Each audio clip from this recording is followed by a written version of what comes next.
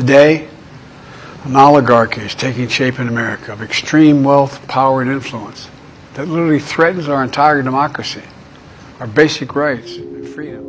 যুক্তরাষ্ট্রের সাবেক president Joe Biden prostate ক্যান্সারে আক্রান্ত হয়েছেন।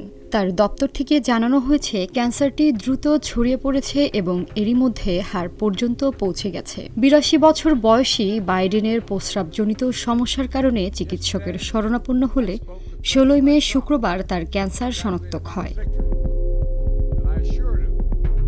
বিবিসির প্রতিবেদনে বলা হয়েছে ক্যান্সারটি বেশ আগ্রাসী ধরনের এবং এর গ্লিসন স্কোর ১০ এর মধ্যে নয়, যা উচ্চমাত্রার ক্যান্সার হিসেবে চিহ্নিত। বাইডেন ও তার পরিবার চিকিৎসার বিকল্প পর্যালোচনা করেছেন এবং ক্যান্সারটি হরমোন সংবেদনশীল হওয়ায় এটি নিয়ন্ত্রণে রাখা সম্ভব বলে আশা করা হচ্ছে। President Donald Trump, vice president Kamala Harris এবং সাবেক প্রেসিডেন্ট বারাক ওবামা বাইডেনের দ্রুত আরোগ্য কামনা করেছেন। ক্লিভল্যান্ড ক্লিনিকের তথ্য অনুযায়ী প্রোস্টেট ক্যান্সার পুরুষের মধ্যে ত্বকের ক্যান্সারের পর দ্বিতীয় সর্বাধিক সাধারণ ক্যান্সার।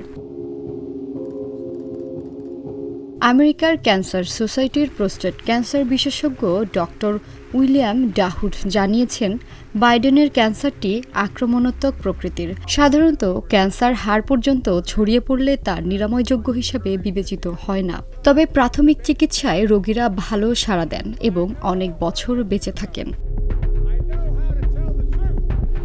ডক্টর ডাহুটের মতে বাইডেনের ক্ষেত্রে হরমোন থেরাপি দেওয়া হতে পারে, যা উপসর্গ কমাতে এবং ক্যান্সারের কোষ বৃদ্ধির গতি ধীর করতে সাহায্য করে। স্বাস্থ্য ও বয়সজনিত কারণে ২০২৪ সালের প্রেসিডেন্ট নির্বাচনে অংশ নেওয়ার পরিকল্পনা বাতিল করেছিলেন বাইডেন। হোয়াইট হাউস ছাড়ার পর থেকে তিনি জনসম্মুখে কম উপস্থিত হয়েছেন। বহু বছর ধরে বাইডেন ক্যান্সার গবেষণার পক্ষে কাজ করে আসছেন। ২০১৬ সালে ওবামা তাকে ক্যান্সার মুনশট নামে একটি গবেষণা কর্মসূচির নেতৃত্ব দেওয়ার দায়িত্ব দেন। ২০২২ সালে তিনি ও জো বাইডেন যৌথভাবে ক্যান্সার মুনশট উদ্যোগটি পুনরায় চালু করেন, যার লক্ষ্য ২০৪৭-এর মধ্যে ৪ মিলিয়নের বেশি ক্যান্সারে মৃত্যু রোধ করা। ২০১৫ সালে বাইডেন তার বড় ছেলে ডিউ বাইডেনকে ব্রেন ক্যান্সারে হারান। For those who didn't vote for me, as those who did.